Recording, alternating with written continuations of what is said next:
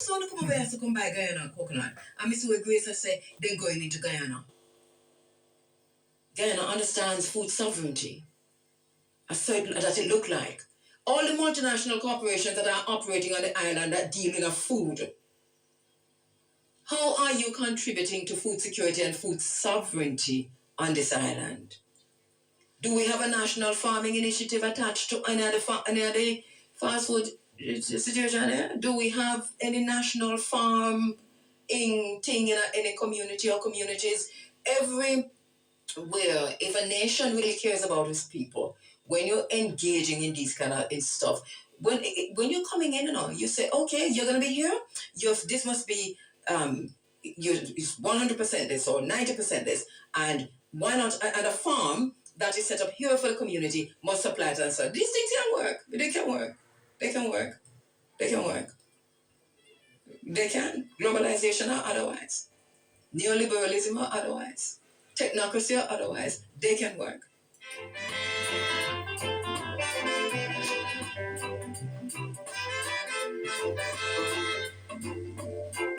So, we have some work to do. Because it's not just fast food companies, but many others are engaged in the psychological science, which they're using to build their brand so deeply into the identity and the psyche of the people it is marketing. Me studied, me have an MBA in it. Me have more than that in it, to tell you the truth, right? Because we're beyond the MBA with this marketing thing. I understand it. It's a psychological science. It works. This is how you build a brand, but you build it into people's identity.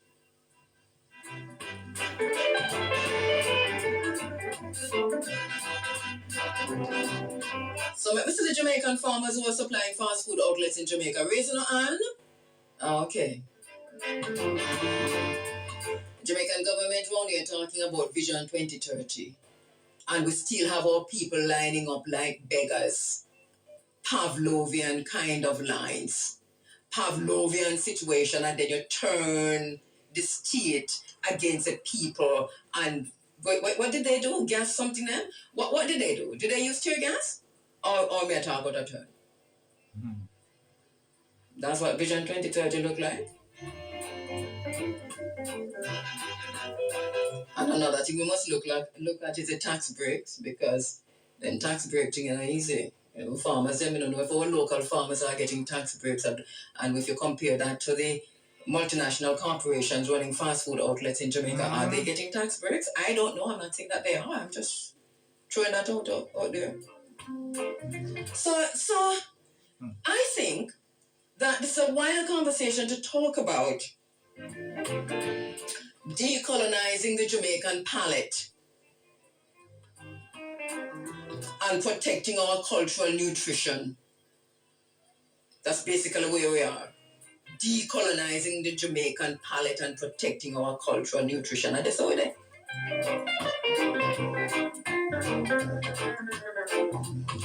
And what does it say about our government, though? What does it say about governance? When food is more accessible from any foreign brand than from local agriculture. That is a whole other thing. The other day, in one parish, I walk up and down and look fruits and couldn't find no fruits. Up and down and look fruits and can't find no fruit. We look it on this way, you can still drive and find fruits by the way on the roadside. But there are many parishes in Jamaica where you can drive for hours and don't find not even one fruit from the land.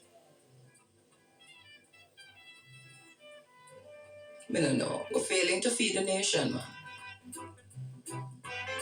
Failing to feed the nation, but we seem pretty dependent like Pavlov dogs on some other things.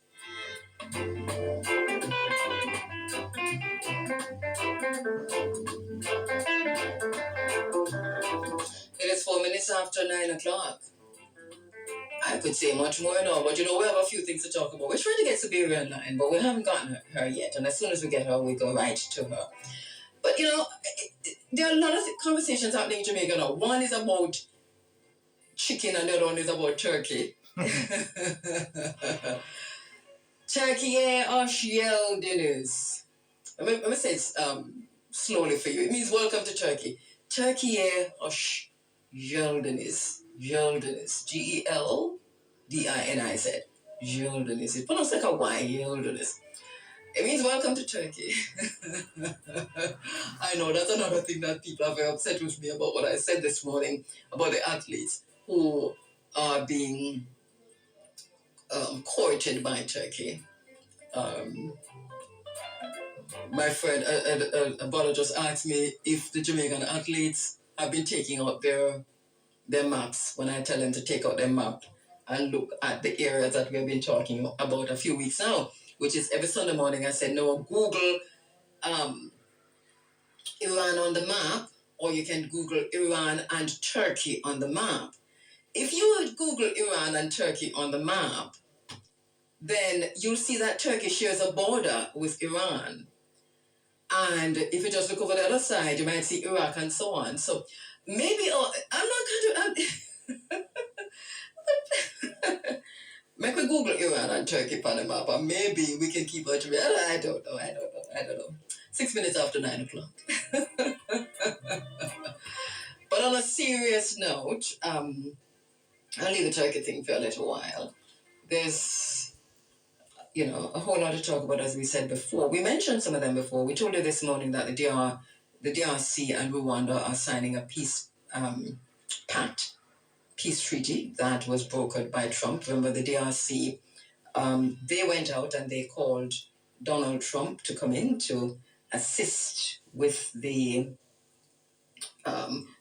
promised him. Oh, thank you, Nick. Nick says pepper sprayed and beaten. I didn't even realize they were beaten. Goodness gracious me. Anyway, wow. All right, so yes, so Turkey, no, I'm not talking DRC. So DRC and Rwanda. So they've signed this peace pact, and this is pretty interesting. I am convinced that it's not going to go anywhere. It's just a paper, because what's happening in that region is a deep, cancerous situation that's not going to end with a peace pact between Rwanda and the DRC. You have to bring Uganda into this. And I guarantee you, even though Angola is not firing at people, that Angola also has to be, an observer or something. This thing is not as simple as it appears. We say Rwanda and DRC, but then you have to go Congo. Because remember, them cut up DRC in two, so now you have a DRC and Congo. And then you have Uganda and Rwanda. Remember, Uganda and Rwanda are not agreeing on anything, And the terrorists that are using rape as a weapon of war against African women in those regions of Africa are coming from both Uganda and Rwanda, are supported by both Uganda and Rwanda. This is why I don't understand this peace pact. Let us see, but I don't think it is going to work. And hopefully next week I'll have a sister in the space to talk about this whole thing that's happening in Africa in particular, where we see rape, sexual violence being used as a weapon of war. She's really doing some great work, and we hope to speak with her next week in this space. I also told you about that HIV. They've got a new HIV. They've got a new HIV injection, and it's twice per week. It's twice per year. You take it, and they say it prevent HIV. It's very interesting because it's a very interesting situation, because they're testing this on these very same women we're talking about in Africa, and they've said that in the documentation. So if you look at the documentation, go beyond just the news articles, because one of the things you do when you get a report on any drug or innovation in medicine, and it is reported by the news, the best thing to do immediately is to see where the study was done, who did the study, who published it, and then go read the study yourself and forget the news, because the news is bought and paid for. Right now, if you want to know what's happening in Iran and Israel, you have to turn off CNN, MSNBC, BBC, Sky, all of them, Bloomberg, Fox, Newsmax, every single one of these legacy media coming out of the United States and the United Kingdom and Europe, turn them off. First thing to do. It's hard to do, I know. Turn them off. Go to YouTube. Usually I say don't go to YouTube, but go to YouTube and find the journalists who are reporting from those places through you and posting them to YouTube. One of the things I can tell you though is that something has happened, right? And I noticed it yesterday, just before Donald Trump escalated the war against Iran.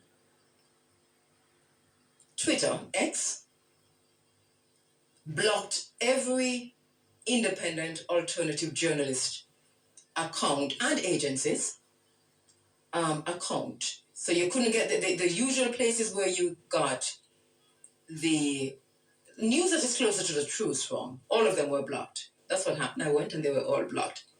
I must say that all of my stuff were blocked too, on Twitter and Facebook. Anyway, I've been on my thing from last night trying to get them back. Even my email was blocked. I cannot understand this.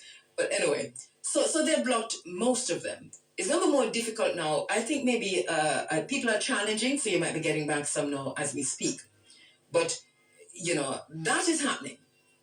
But if you really want to get information that you can use to determine what your own thinking is on this, you have to turn away from the legacy media. Legacy media in America is not media. It's an extension arm of the military-industrial complex. It's an extension arm of the pharmaceutical conglomerate. And so you're going to get what they want to put out there. Anyway, so this is a situation with the clinical trials for the HIV drug, the HIV vaccine, 2 per year. That's what we're hearing now. There's a lot of excitement about it. I wouldn't be so excited at all. They're testing it on 2 groups of people. One is the gay, lesbian, and transgender community, and the other is women from sub-Saharan Africa. And they go as far as to tell you that they're testing it on women in sub-Saharan Africa because these women experience sexual violence as a weapon of war, as a military strategy. They're in areas where you have coups instability and the survival risk are low. And so this is basically why they're testing in these areas in DRC, South Sudan, Mali, Niger, Burkina Faso, Guinea. You understand?